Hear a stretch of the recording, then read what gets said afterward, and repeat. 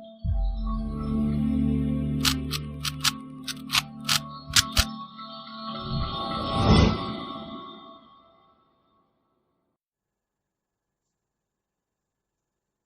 everyone, today we are discussing a new chapter, that is the AOD, application of a derivative, in which there is exercise 6.1 having a topic rate of change of any quantity. The rate of change का मतलब क्या है? Rate of change means any differentiation of any curve of any quantity. Clear? यहाँ लिखा हुआ है any quantity. Like अगर हम एरिया की बात करते हैं, एरिया, ठीक है, इस एरिया किसी भी चीज का एरिया ले लेंगे, area of circle that is the pi r square. ठीक है, now we are changing the area with respect to the time, dA by dt. This is known as a rate of change of area with respect to time. Rate of change of area of circle with respect to time. तो मैंने area change करा, किसका? Circle का. Circle का area क्या है? पाई r square. किसकी respect में? टाइम की रिस्पेक्ट में. सो पाई कांस्टेंट, आर स्क्वायर का डिफरेंशिएशन बचे 2r. अब मैं r की रिस्पेक्ट में चेंज नहीं कर रहा, टाइम की रिस्पेक्ट में चेंज कर रहा हूं. सो r का differentiation dr by dt. Any doubt? No doubt. अच्छा, कैसे पता चलेगा क्या गिवन है हमें? अगर एरिया चेंज हो रहा है किसी भी क्वांटिटी का, तो उसकी यूनिट से हमें पता चलेगा हम क्या निकाल रहे हैं. जैसे एरिया चेंज होगा सेंटीमीटर स्क्वायर, टाइम के रिस्पेक्ट में हो रहा है तो पर सेकंड. ठीक है, now we are changing the volume, volume of any quantity. Volume cone का भी हो सकता है, सिलेंडर का भी हो सकता है, क्यूब का भी हो सकता है, स्फीयर का भी हो सकता है, किसी भी चीज का हो सकता है. That's why we are representing here any quantity. So volume change कर रहा हूं मैं टी की रिस्पेक्ट में, टाइम के रिस्पेक्ट में. सो सेंटीमीटर क्यूब पर second. Any doubt? No one. चलिए, अगर मैं एरिया चेंज कर रहा हूं, एरिया चेंज कर रहा हूं, now we are changing here up to the time.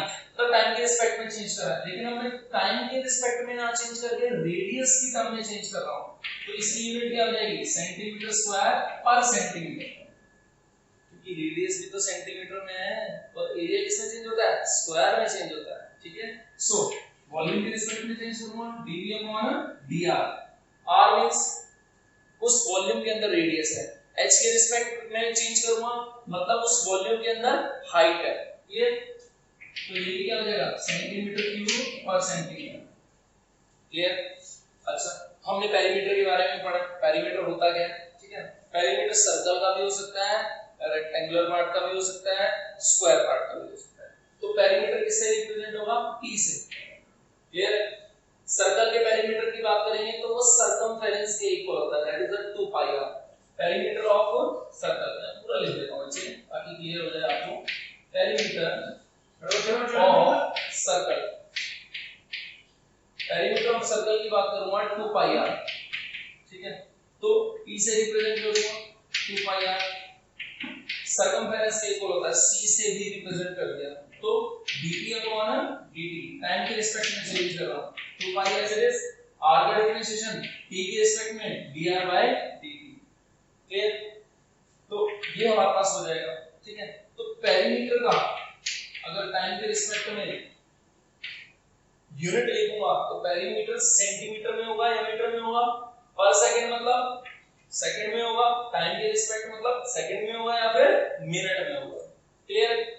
तो जो भी चीज चेंज हो रही है, जिस भी चीज का रेट चेंज हो रहा है, वो हमें पता कैसे चलेगा? इस क्वांटिटी से पता चलेगा, क्वांटिटी की यूनिट से पता चलेगा. यूनिट. ठीक है, छोटा सा एग्जांपल लेते हैं. एक बहुत बड़ा सा वेल, कुआं है, तालाब है. एक छोटे बच्चे ने ऐसे उसके अंदर कंकड़ गिर दिया, पत्थर को ड्रॉप किया. जैसे उस पत्थर को हम ड्रॉप करते हैं तो पानी से जैसे टकराएगा तो there will be a circle. Circle बनेगा, पहले छोटा बनेगा, फिर बड़ा बनेगा, फिर बड़ा बनेगा, फिर बड़ा बनेगा, फिर बड़ा बनेगा. एंड में क्या होगा? वो सर्कल खत्म हो जाएगा. ऐसे ही होता है. आप बाल्टी का एग्जांपल ले लो. एक बाल्टी के अंदर आपने कंकड़ को इस तरीके से ड्रॉप किया. ड्रॉप करने के बाद क्या होता है? There is a circle. Circle बनता है, फिर वो बड़ा होता है, फिर बड़ा होता है, फिर बड़ा होता है. ऐसे होता है ना? यस, मींस उसका रेडियस चेंज हो रहा है. ठीक है ना? पहले छोटा सर्कल बना मतलब रेडियस छोटी थी, फिर बड़ा सर्कल बना, फिर रेडियस बढ़ गई, फिर और सर्कल बड़ा हुआ मतलब रेडियस और बड़ी हो गई. क्लियर है? तो सर्कल मतलब क्या हो गया, पाई आर स्क्वायर लिखा हुआ है, एरिया ऑफ सर्कल क्या होगा, पाई आर स्क्वायर। अब इसका एरिया चेंज हो रहा है टाइम की रिस्पेक्ट में, ठीक है ना? कब? जब इसका इंक्रीजिंग रेडियस जो है dr by dt जो है वो 2 सेंटीमीटर पर सेकंड है और रेडियस कितनी है, 4 सेंटीमीटर। एक छोटा सा मैं क्वेश्चन लिख रहा हूं, when a stone is dropped in the lake, then the radius is increasing at a rate of 2 centimeter per second, and then how fast its area increasing when its radius is 2 centimeter। बहुत ही simple question है, ठीक है ना? Practical examples की हम बात करेंगे, ठीक है? चलिए थोड़ा सा रफ करते हैं, फिर इस क्वेश्चंस के बारे में डिस्कस करते हैं, ठीक है?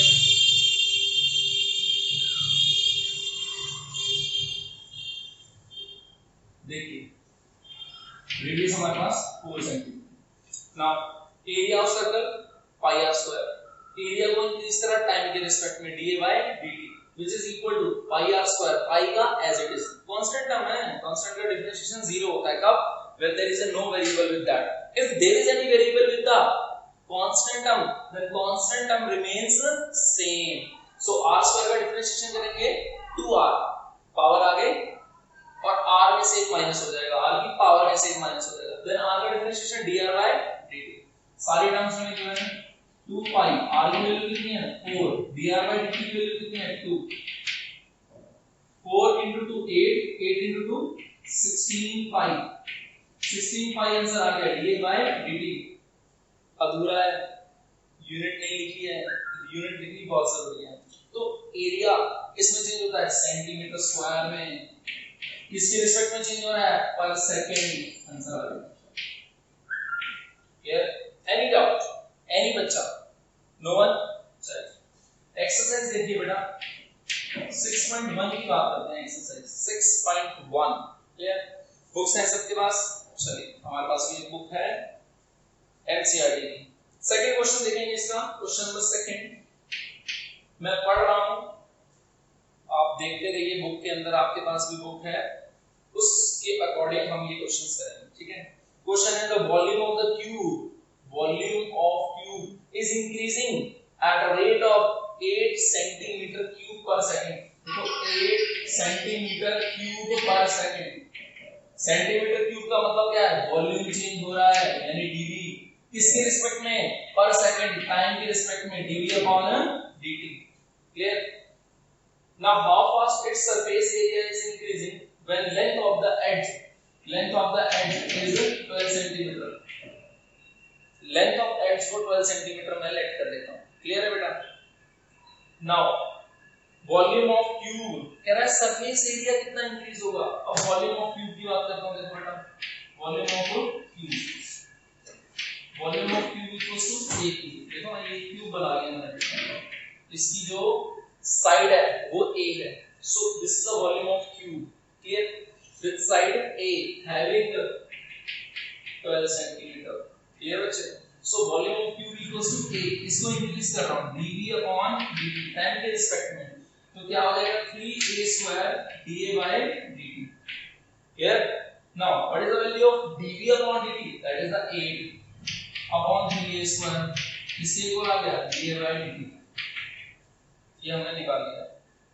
मुझसे पूछ रहा है सरफेस एरिया कितना इंक्रीज होगा, तो सरफेस एरिया क्या होता है क्यूब का 6a square, so ds by dt is equals to 12a, a का dA by dt, so 12a dA by dt की वैल्यू कितनी है 8 upon 3a स्क्वायर, a से a गया, 3 से 12 को काट दिया, कितना आ गया 4, 8 चौक 32 अपॉन में a। now what is the value of a is equals to 12, काट देंगे इसको 4 से, 4 3 का 12, 4 8 का 32, so 8 upon 3 surface area increase हो रहा है। अब सरफेस एरिया किसमें होता है सेंटीमीटर स्क्वायर में, किसके रिस्पेक्ट में चेंज हो रहा है टाइम के रिस्पेक्ट में, so पर सेकंड। क्लियर? नोट कर लीजिए इसको।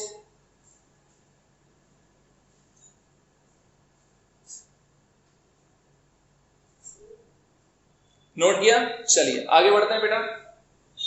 बहुत बहुत ही इजी है, कुछ मुश्किल नहीं है। मुश्किल सिर्फ एक ही चीज है, मेहनत। अगर वो कर ली तो बेड़ा पार।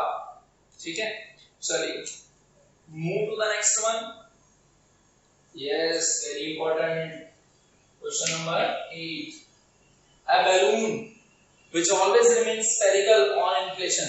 एक बैलून है which always remains spherical on inflation। देखो एक गुब्बारा है, जब वो पड़ा हुआ है तो वो अजीब सा ही है, ठीक है ना। जब उसको फुलाते हैं, थोड़ी सी फूंक मारते हैं फूल जाता है, फिर थोड़ी और फूंक मारते हैं और फूल जाता है, फिर थोड़ी और फूंक मारते हैं और फूल जाता है।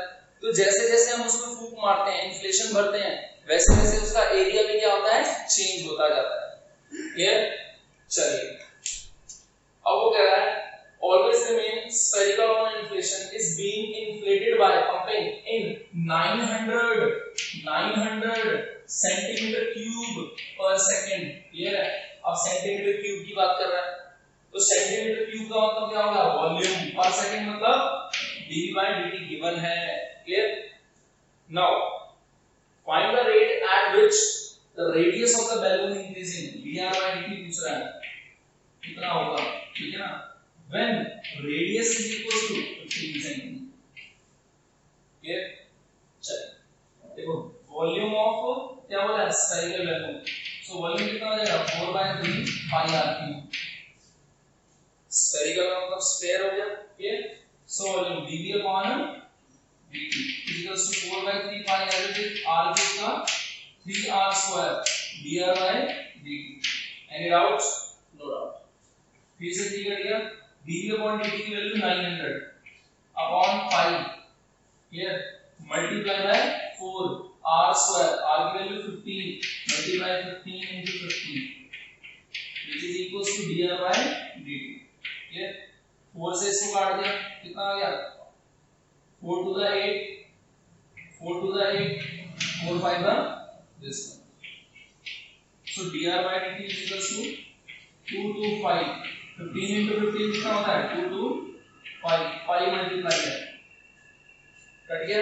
रिजल्टेंट इज 1/5 सेंटीमीटर पर सेकंड। कोई डाउट? बहुत सिंपल, बहुत ठीक है। चलिए क्वेश्चन नंबर 10 बहुत इंपॉर्टेंट है।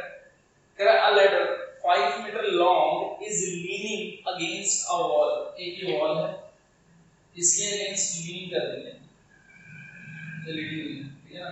This one A, this one B, this one C. Ladder की बात कर रहा है, सीडी होती है, ठीक है ना। इस तरीके से हम सीडीज को बना देते हैं, थोड़ी थोड़ी ड्राइंग भी आ जाती है मैं ऐसे पिक्चर्स को। क्लियर? अब लीनिंग अगेंस्ट का वॉल कितनी है, 5 है, ठीक है, 5 मीटर गिवन है।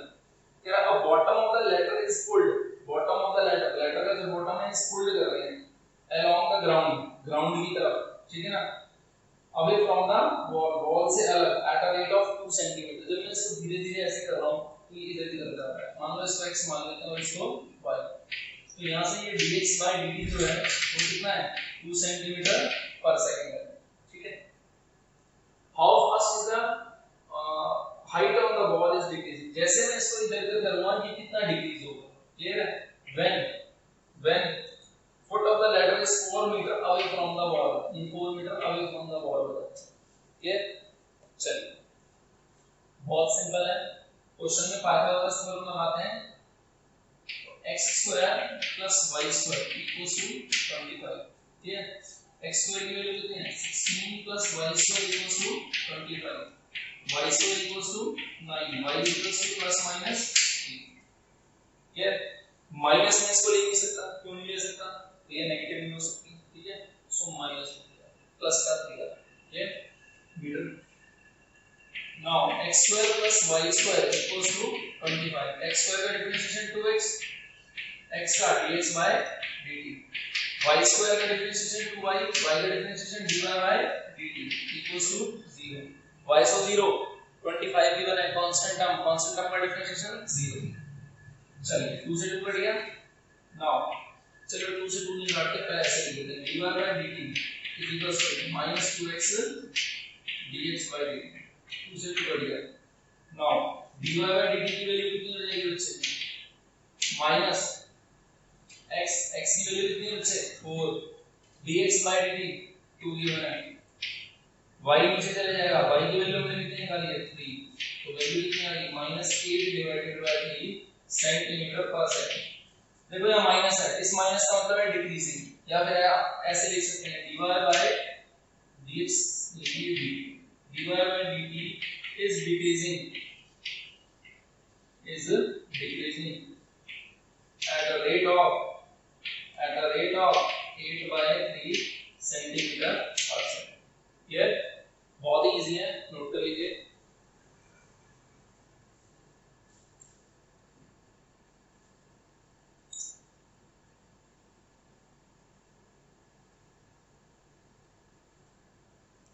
आगे बढ़ते हैं बेटा नोट कर लिया होगा आपने।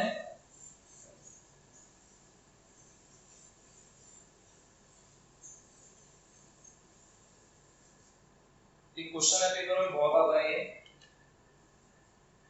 क्वेश्चन नंबर 13 क्वेश्चन नंबर 11 तक लेते हैं बेटा ये भी पेपर में आता है। A particle moves along the curve 6y equal to x cube plus 2. Find the point on the curve at which the y coordinate is changing 8 times the x coordinate. What he said, y coordinate is changing 8 times of the x coordinate. Yeah, differentiation 6 y का differentiation dy by dt x cube का dx square dx by dt plus 2 का क्या आ जाएगा 0। Now ये cut गया 2 आ गया सो dy by dt क्या हो जाएगा हमारे पास x square divided by 2 dx by dt। चलिए dy by dt का फॉर्मूला dy by dt किससे इक्वल है 8 times of dx by dt है। So 8 times of dx by dt x square divided by 2 dx by dt cancel x square की value किससे equal आ गई 16 तो x की value कितनी होगी प्लस माइनस 4 दो वैल्यू आ गई x की। यहां पे वेरिएबल x और y नेगेटिव हो सकता है क्योंकि हाइट की बात नहीं कर रहा मैं। क्लियर चलिए if we are talking about when x equals to 4 अगर x की वैल्यू 4 है तो y कितना होगा बच्चे तो y is equals to x cube plus 2 divided by 6। so y की वैल्यू कितनी होगी बच्चे 4 यहां पे पुट करूंगा 64 plus 2 divided by 6 66 divided by 6 so y equals to 11। तो कोऑर्डिनेट्स क्या हो जाएंगे 4, 11 पहला। अगर -4 होता तो -4 यहां पे पुट करो -4 पुट करोगे तो कितना आ जाएगा -64 प्लस 2 -62 अपॉन 6 कितना हो जाएगा -62 अपॉन 6 3 से कर देंगे -31 अपॉन 3 -31 अपॉन 3 नेगेटिव -4 होगा तो -31 अपॉन 3 आंसर आएगा +4 है तो रिजल्टेंट हमारे पास कितना आएगा 11 आएगा। These are the points. Clear? चलिए क्वेश्चन नंबर 1 है हमारे पास nice question number 13 is very important. Please look at here.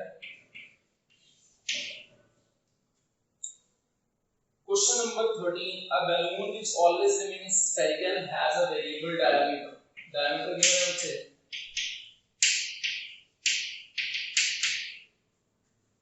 p by 2 into 2x plus 1 diameter की बात करें तो रेडियस कितना हो जाएगा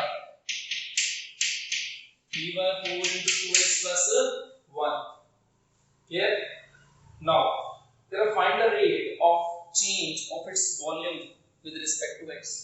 वॉल्यूम चेंज करना है with respect to x तो वॉल्यूम ऑफ स्फीयर क्या होता है 4 by 3 pi r now 4 by 3 pi r cube 3 by 4 into 2x plus 1 whole cube so 4 by 3 pi 3 को 3 times मल्टीप्लाई करोगे 27 4 को 3 times मल्टीप्लाई करोगे 64 into 2x plus 1 का whole cube v differentiate कर देते हैं dv upon dx x के respect में चेंज करने के लिए बोला उसने। 3 से 27 को काटा 9 5 4 से 64 को काटा 16 इनटू इसका डिफरेंशिएशन करेंगे, पावर आगे फंक्शन की पावर में से एक माइनस होगा तो 2 बच जाएगा। 2x + 1 का डिफरेंशिएशन करेंगे 2 का 2x का 2 + 1 का 0। 2 से मैं इसको काट सकता हूं 8 आ जाएगा। 3 को इससे मल्टीप्लाई करा 27 pi/8 into 2x + 1 whole square. Clear? dv/dx की बात कर रहे हैं तो वॉल्यूम किसमें चेंज होता है, सेंटीमीटर क्यूब पर centimetre, vice of variable x किसमें है, सेंटीमीटर। क्लियर? बहुत इजी एक्सरसाइज है इसकी, कोई प्रॉब्लम नहीं होनी चाहिए। एक्सरसाइज 6.1 यहाँ पे हमने क्लियर कर लिया है। कोई भी डाउट होंगे आप मुझे वीडियो लेक्चर्स में कमेंट बॉक्स में नीचे लिख के दे सकते हैं, आपके डाउट सॉल्व हो जाएंगे। ठीक है ना? नेक्स्ट लेक्चर में हम अगला टॉपिक करेंगे tangent and normal. Clear? Thank you बेटा।